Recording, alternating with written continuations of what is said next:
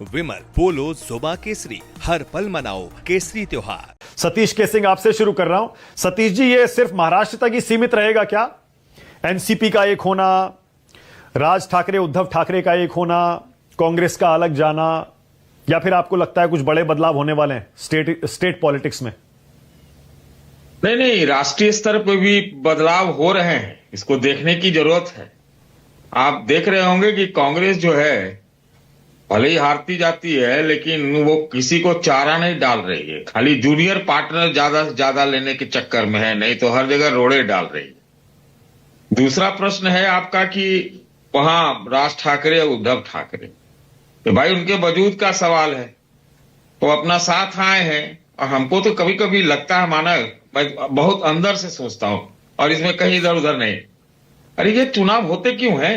अरे पहले होता था सिद्धांतों के ऊपर होता था, आइडिया पे होता था, आइडियोलॉजी पे होता था। ये कौन किसके साथ बैठ जाए सो जाए कुछ पता ही नहीं है। तो मैंने इज्जतदारी की कोई बात ही नहीं रही चुनाव में। यहीं पर आपके कई प्रवक्ता हैं, आपको बोलने में दिक्कत हो रही है कि कौन पार्टी के प्रवक्ता है। आप समझिए ना, अब गठबंधन की तो बात में बात आती है। तो स्थितियां बहुत विकराल मतलब विपरीत हैं, बहुत खराब लगता है ऐसे में। और बात यही है, अंततः अगर आप ब्रेस्ट टैक्स पे बात करिएगा तो सीधी सी बात है, सब अपने दबदबा, अगर लोकल में दबदबा है तो दबदबा कायम रहता है, खास तौर से मुंबई में। तो दोनों भाई आए हैं, साथ आए हैं, वजूद बचाने आए हैं। बचती है कि नहीं कि भाई एकनाथ ने सब काम खराब कर दिया बीजेपी से मिलके, तो ये देखना होगा। मोटी बात यह है कि प्रदेश स्तर पे अब ये अन्ना मलाई बताई, वो रसमलाई आप बता रहे थे उनको। देखिए शिवसेना का मतलब शिवसेना उठी इसी से थी, बजाओ पुंगी क्या जो भी बोलते थे 60 के दशक में, तो यही था वो, हटाओ लुंगी बजाओ पुंगी। यही था। वो एंटी साउथ इंडियन उसका टोन था। अब थोड़ा नॉर्थ इंडियन वाले ज्यादा घूम जाते हैं, ज्यादा मुंबई पहुंच जाते हैं, दिल्ली पहुंच जाते हैं, तो ये प्रॉब्लम है। दिल्ली अभी बचा हुआ है मुंबई में, लेकिन इसको आप ज्यादा भाव मत दीजिए।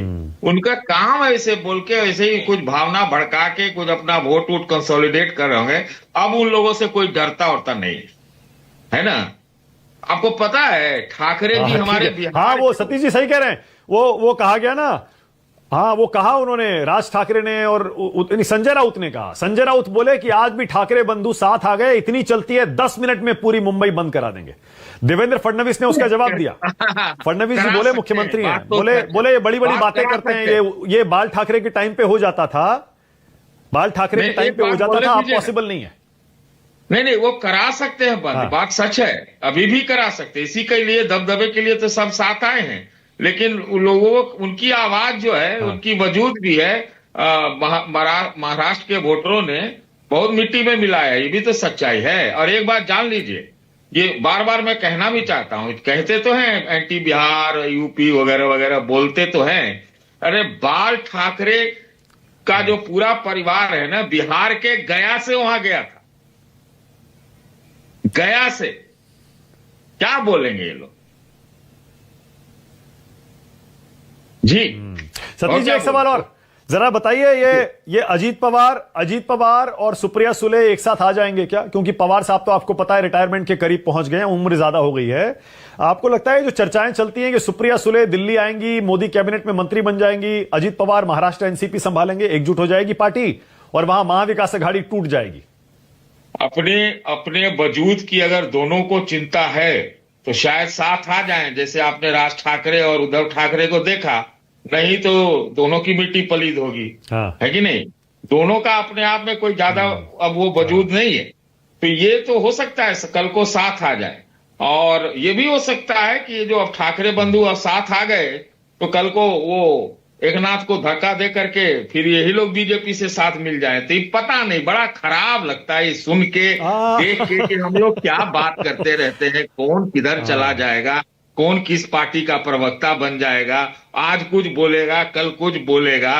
हम लोग का तो हालत बड़ी खराब है भाई, बहुत ज्यादा खराब है, बड़ा अच्छा नहीं लगता।